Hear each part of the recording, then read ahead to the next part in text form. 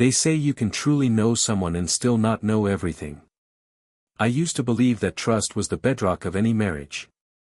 Now I wonder if trust is just a fragile illusion, easily shattered by a single truth too heavy to carry. My name is Andrew Callahan. I'm 34 years old, a high school teacher in a quiet New Jersey town, and until 3 months ago, I would have said I had the perfect marriage. Melissa and I met at a teachers' conference in Baltimore 7 years ago. She was teaching literature at a middle school back then, newly hired, all bright eyes and boundless energy.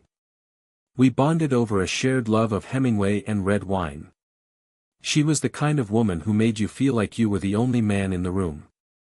Funny. Sharp. A little secretive, but I chalked that up to mystery. We dated for 2 years before getting married in a simple fall ceremony in a lakeside cabin. It wasn't extravagant, but it was ours. For 5 years, we built a life together. We bought a cozy brick house on Cypress Street, adopted a rescue dog named Scout, and spent Friday nights binging crime dramas. We talked about kids, but Melissa always said, "Someday, not now." I didn't press. I figured she just wasn't ready. Then, one chilly February afternoon, I opened the drawer in her desk. It wasn't snooping. At least, that's what I told myself. I was looking for a permanent marker. The one in the kitchen had dried up, and I remembered seeing one in the drawer next to her planner. That's all I wanted. But instead of a marker, I found a photo. It was tucked between 2 old notebooks, its edges worn and frayed. A boy, maybe 3 or 4 years old, smiling up at the camera. Blonde curls. Big hazel eyes. He looked eerily familiar. I stood frozen for a few seconds, staring at that smile. There was no writing on the back. No date. Just the image. I should have waited. Asked Melissa calmly. But the air had already shifted. My heart was pounding in my chest like a drumline. That night, I asked her about it. "Melissa," I said, placing the photo on the kitchen counter, "who is this?" She looked at it for less than a second before the blood drained from her face. She didn't speak. "Melissa," I repeated, "I need you to tell me who this child is." She sat down, holding the edge of the counter like she might fall. "His name is Daniel," she said finally. Her voice barely above a whisper. "He's my son."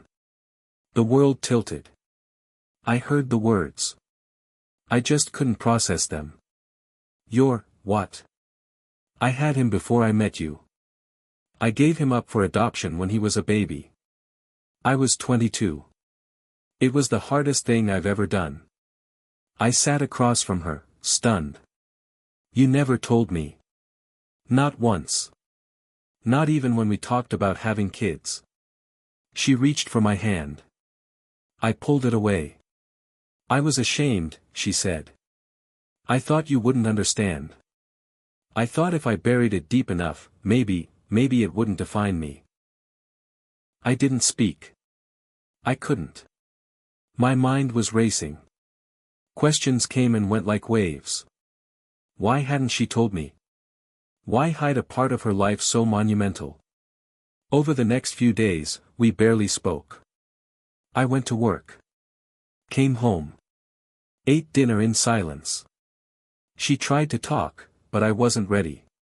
Then, a week later, I noticed she was texting more than usual. Smiling at her phone in the living room. Locking it when I walked in. A seed of suspicion rooted itself inside me. One night, after she fell asleep, I looked at her phone. I know. It was a breach of privacy. But at that point, I felt like I was living with a stranger. There were messages with someone named M. "M, he asked about you again today." "Melissa, what did you tell him?" "M, that his mom is thinking about when the right time will be." "Melissa, I don't know if I can wait much longer." "M, he misses you." "Melissa, I miss him too. Every day." My heart stopped. She hadn't just hidden the past. She had reconnected with him. He was in her life. And I wasn't. The next morning, I didn't go to work. I waited until she left, then drove to the address I found in the message thread. It was a quiet neighborhood 20 minutes outside of town. A blue house with white shutters. There were toys scattered in the yard. And there he was. Daniel. Playing catch with a man I assumed was his adoptive father. Laughing. Whole. Loved. I sat in my car and watched for 5 minutes. That night, I asked Melissa again. "You've been seeing him?" She nodded.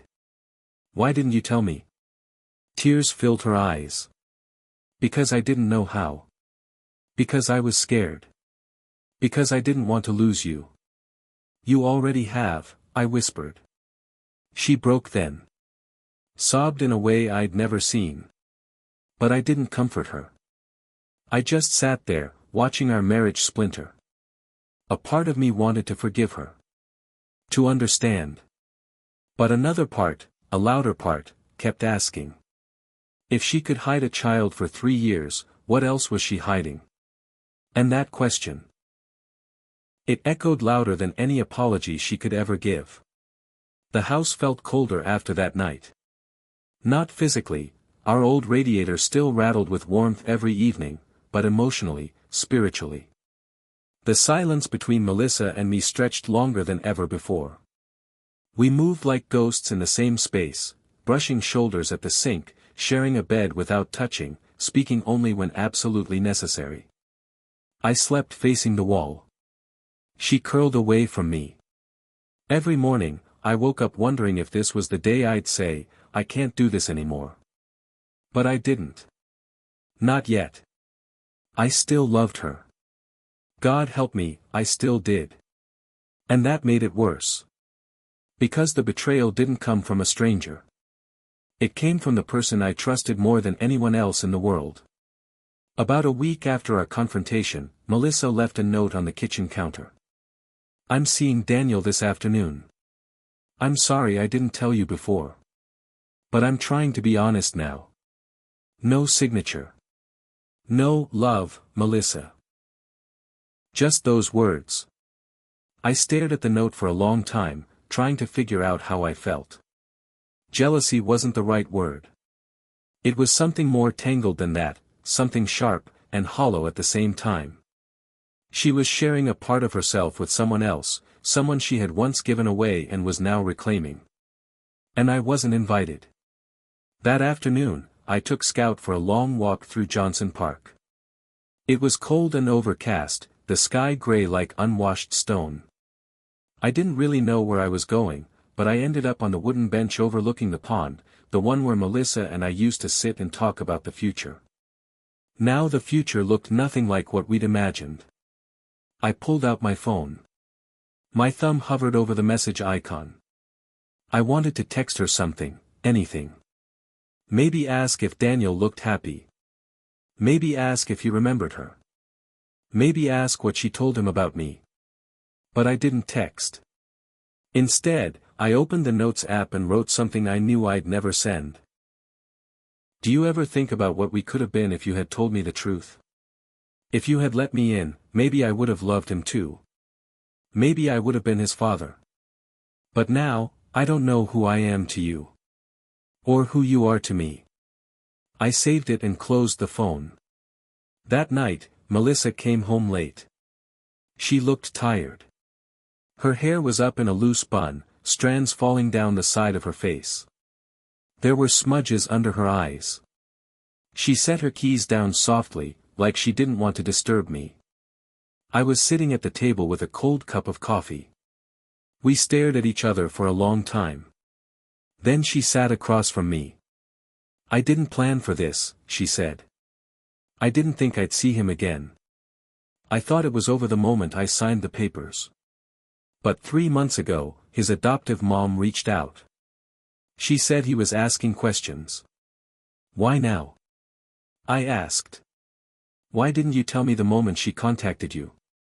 "Because I didn't want you to think I was trying to rewrite the past. I was scared. And when I saw him, when I looked into his eyes, Andrew, he looks like me. He is me. And I couldn't walk away again. I nodded slowly. So you just walked away from me instead? That's not what I wanted. It's what you did. She started crying again. And for the first time, I didn't just watch. I got up and handed her a tissue. But I didn't sit back down. I need time, I said quietly. I need space. I'm trying to understand this, Melissa, but every time I close my eyes, I see that photo. I see him. I see the years you never told me. I understand, she said, barely audible. I went upstairs and slept in the guest room that night. The days blurred together after that. I poured myself into work, grading, meetings, lectures. Anything to fill the void. I signed up to help coach the junior debate team just so I didn't have to come home early. Melissa gave me space. She stopped texting me when she was with Daniel. She slept in our room. I stayed in the guest bed. And yet, every morning, there would be coffee in a thermos by the door. A small gesture. One that hurt more than it helped. It reminded me that she still cared. That maybe she still loved me. But it also reminded me that everything had changed. One Thursday night, I came home to find a manila envelope on the kitchen table. It had my name on it. Inside were old letters. Folded pages. Dated between 2014 and 2016. The years before we met. They were addressed to My Little Star. They were written by Melissa. The first one started. I'm sorry I'm not there with you tonight. I hope you're warm and safe. I hope someone read you a bedtime story. I hope you laugh more than you cry. They were letters she had written to Daniel. Never sent. Never meant for anyone to read. I read every single one. I read how she missed him on his first birthday.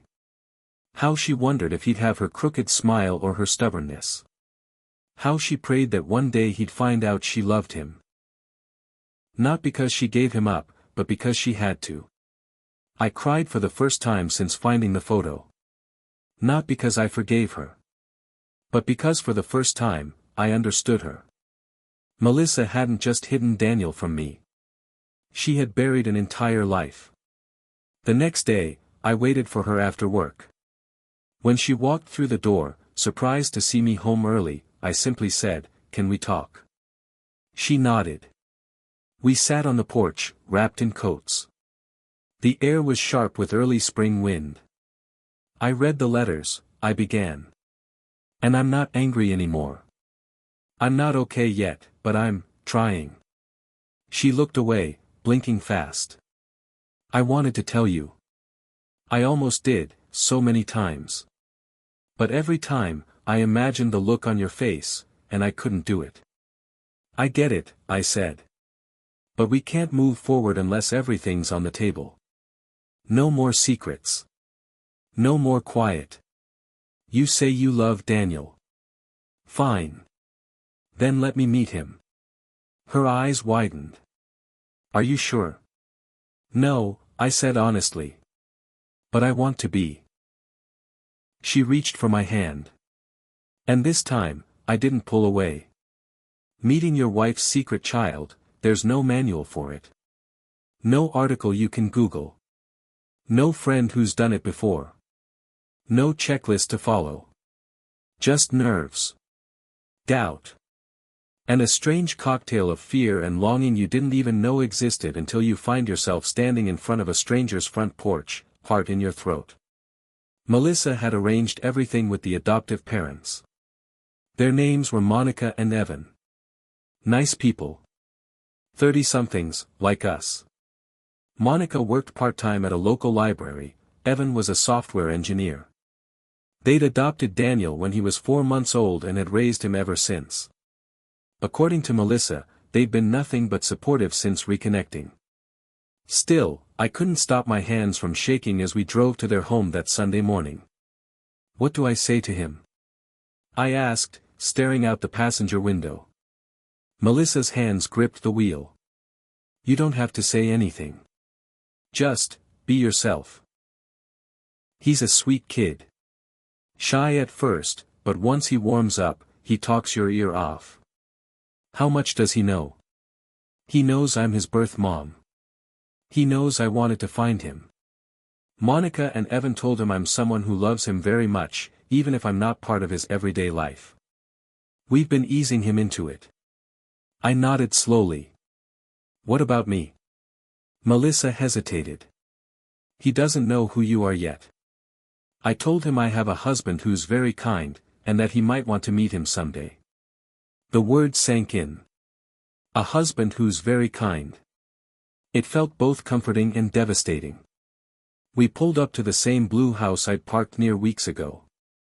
It looked the same, white shutters, toys on the lawn, a red tricycle tipped on its side in the driveway.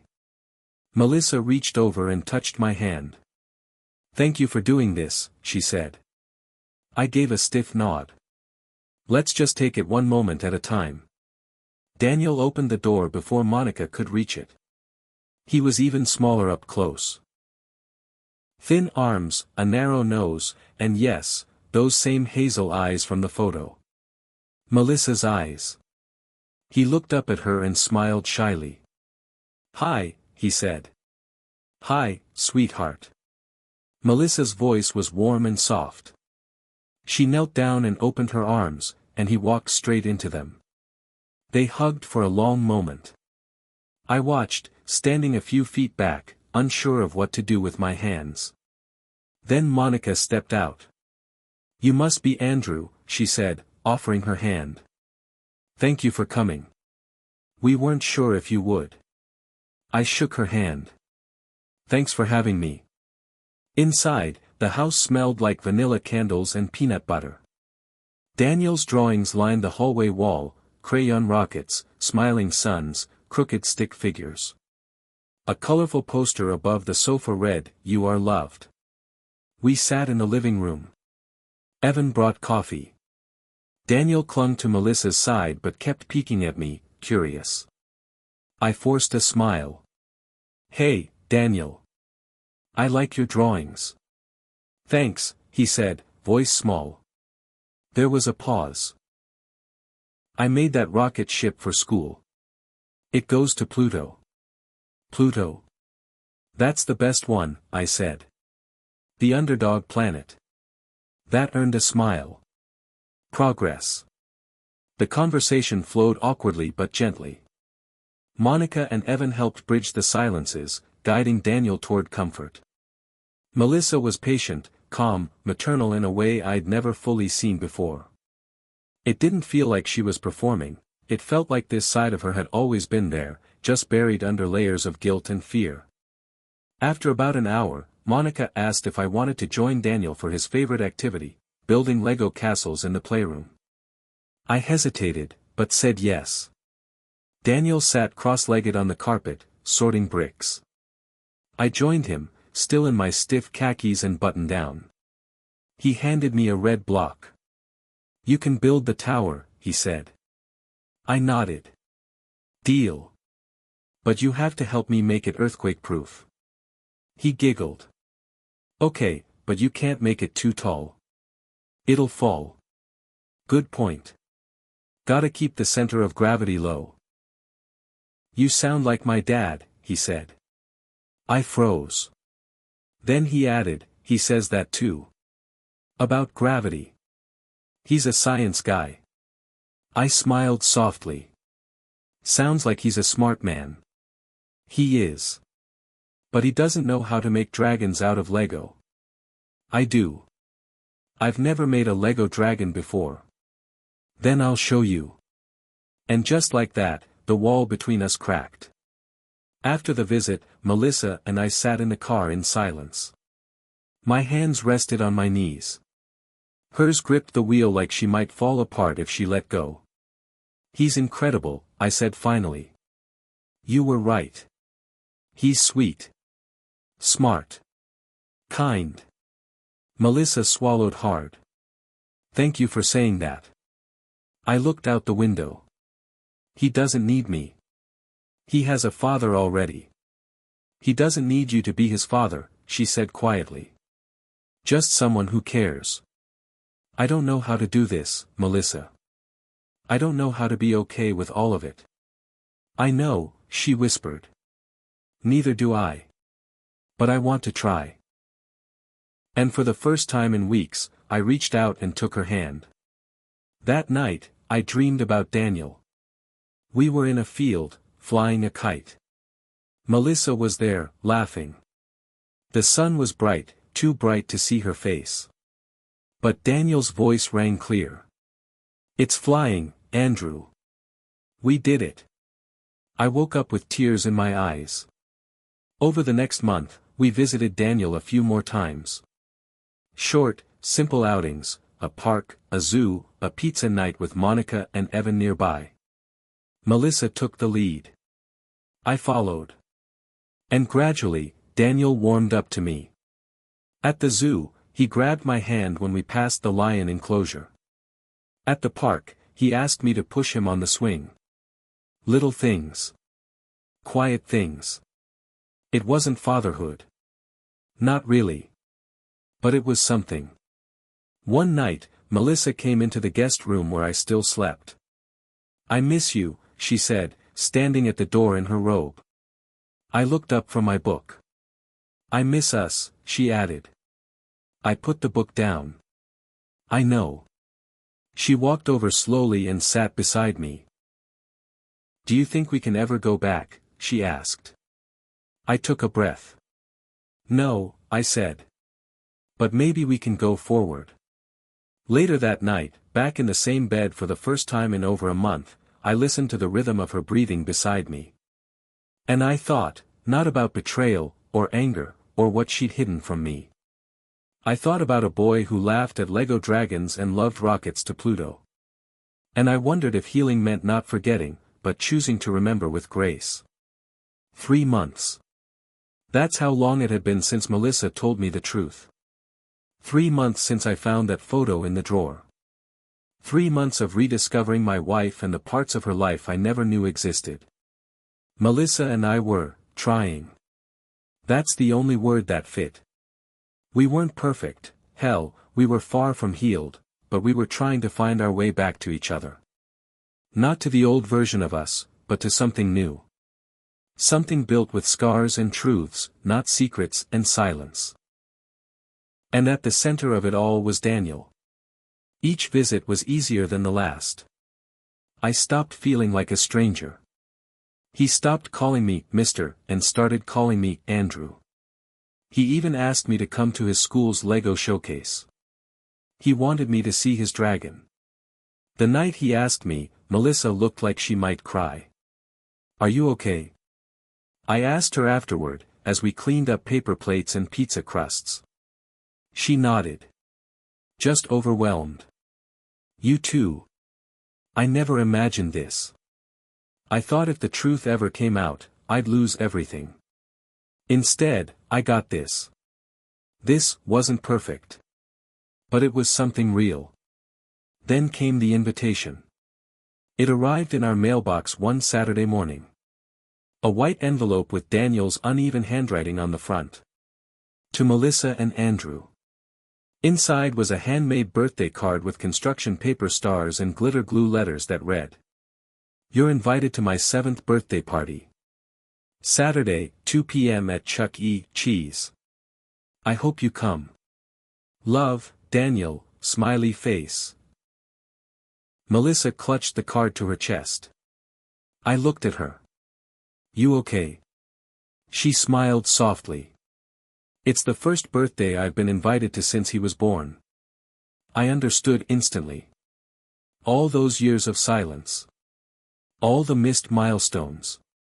She was finally being welcomed into the present. I guess we're going to Chuck E. Cheese, I said. She laughed, and for the first time in a while, it sounded like her old laugh. The party was loud. Chaotic. Kids running wild, tickets flying everywhere, bad pizza and too sweet cake. But none of it mattered when Daniel ran up to us, threw his arms around Melissa, then looked up at me and said, you came too. Wouldn't miss it, I said, ruffling his hair.